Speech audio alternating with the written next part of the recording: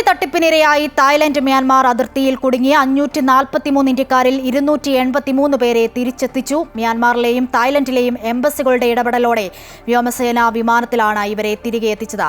സംഘത്തിൽ ഒരു വനിതയടക്കം 8 മലയാളികളുണ്ടെന്നാണ് സൂചന. ജോലി വാഗ്ദാനം നൽകി പൗരന്മാരെ തായ്ലൻഡ്, കംബോഡിയ, ലാവോസ്, മ്യാൻമാർ എന്നിവിടങ്ങളിലെ സൈബർ തട്ടിപ്പിൽ ഉൾപ്പെട്ട കോൾ സെന്ററുകളിലേക്ക് കൈമാറുകയായിരുന്നു.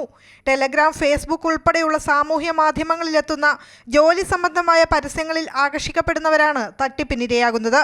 മികച്ച വാഗ്ദാനങ്ങൾ നൽകി ആദ്യം ബാങ്കോക്കിലേക്കാണ് ഇവരെ ഏജൻസികൾ എത്തിക്കുക. പിന്നീട് മ്യാൻമാർ അതിർത്തി കടത്തും. തായ്ലൻഡിലെ മേസോട്ടിൽ നിന്നാണ് മ്യാൻമാറിലേക്ക് കടത്തുന്നത്. സൈബർ തട്ടിപ്പ് ജോലിക്കായാണ് മിക്കവരെയും എത്തിക്കുന്നത്.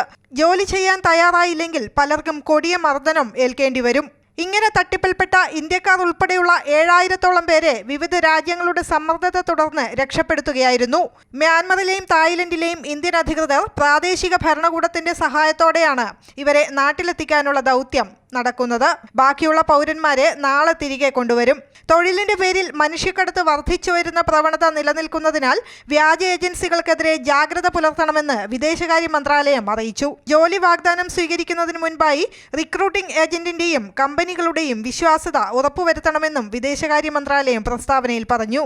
News desk, Amrita news.